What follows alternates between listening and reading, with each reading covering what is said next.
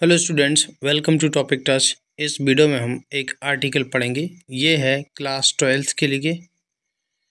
तो class 12th में जो आर्टिकल पूछा जाता है ये होता है 10 मार्क्स का। तो 10 मार्क्स आपके लिए काफ़ी इम्पोर्टेंट है। तो ये जो आर्टिकल है ये पूछा गया था 2024 के बोर्ड एग्ज़ाम में। सेट पेपर का नाम है 316 DV और ये आपको लिखना होता है 100 to 150 वर्ड्स। तो और भी इम्पोर्टेंट आर्टिकल जो एग्ज़ाम में आ चुके हैं उनकी वीडियो आपको इस चैनल पर मिल जाएगी, आप जा कर के देख सकते हैं। अभी हम इसको देखते हैं। तो देखिए, क्वेश्चन है right an article on any one of the following topics in about 100-150 words. आपके लिए कम से कम 3 ऑप्शन आएगी, 3 आर्टिकल लिखे होंगे, उनमें से कोई एक करना होगा, 10 नंबर का होगा। तो आपको देखिए किस तरीके से लिखना है वो भी ध्यान रखना है। आप इस तरीके से हेडिंग डालेंगे, जैसे 3 आर्टिकल हैं तो इसमें मैंने एक ये लिया है, तो ये इसका नाम है necessity is the mother of invention. आपको इस तरीके से लिखना है और उसके बाद ये बाई XYZ ये ज़रूर लिखना है। कई बार क्वेश्चन में लिखा होता है कि योर नेम इज़, कोई नाम दिया होगा, जैसे आपका नाम राहुल है और आप इस बारे में एक आर्टिकल लिखिए, तो आप यहाँ पर लिख दोगे वो नाम जो भी क्वेश्चन में दिया होगा। जैसे राहुल दिया है तो आप यहाँ पर राहुल लिखोगे। अगर कोई नाम नहीं लिखा है तो बाई XYZ या बाई ABC आप यहाँ पर लिख दोगे। इसके बाद आप आर्टिकल लिखना चालू करोगे और आपको पैराग्राफ चेंज करके लिखना है। और पैराग्राफ जब आप चेंज करोगे तो हर एक पैराग्राफ में जब आप नई बात लिखोगे तभी आप पैराग्राफ चेंज करोगे। इन बातों का आपको ध्यान रखना है, क्योंकि इस चीज़ के भी नंबर दिए जाते हैं। आप क्लास 12th में आ चुके हैं, आपको सही से लिखना तो आना ही चाहिए। तो हम इसको देखते हैं। देखिए, नेसेसिटी आवश्यकता, इज मीन्स है द मदर ऑफ इन्वेंशन। इसको बोलते हैं ना, आवश्यकता ही आविष्कार की जननी है। इन्वेंशन मीन्स होता है आविष्कार, आवश्यकता ही आविष्कार की जननी है। तो चलो हम इसको देखते हैं। द प्रोवर्ब यानी कि कहावत, कौन सी कहावत? Necessity is the mother of invention, ये एक कहावत है। क्योंकि तो ये जो कहावत है मीन्स, इसका अर्थ है, मीन्स मतलब अर्थ होना, दैट मीन्स कि when people face problem, when people face problem यानी कि जब लोग प्रॉब्लम फेस करते हैं, समस्याओं का सामना करते हैं, दे फाइंड न्यू वेज, वे नए तरीके फाइंड करते हैं, पाते हैं, टू सॉल्व देम, उनको सॉल्व करने का नया तरीका खोज लेते हैं।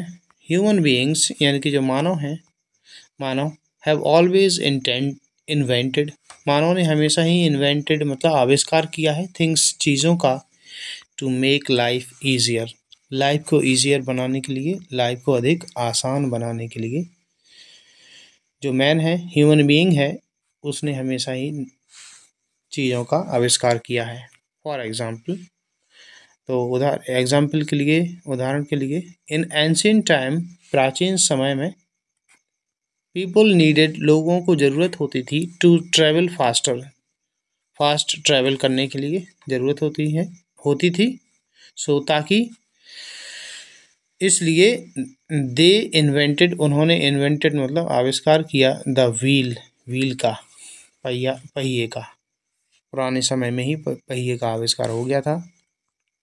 लेटर, पहले, लेटर मतलब बाद में, दे नीडेड, उन्हें ज़रूरत पड़ी, बेटर कम्युनिकेशन मतलब अधिक अच्छे कम्युनिकेशन की, संचार की, संचार का, कम्युनिकेशन का मतलब होता है जैसे दूर कोई व्यक्ति है उससे बातचीत करना, उससे उसके बारे में कोई इन्फॉर्मेशन लेना। जैसे आज के ज़माने में मोबाइल है, टीवी है, इंटरनेट है, आज हम दूर दूर तक पता कर सकते हैं कहाँ क्या हो रहा है। तो आज कम्युनिकेशन काफ़ी अच्छा है।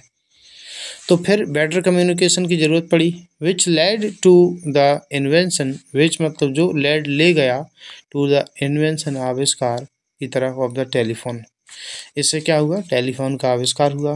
क्यों?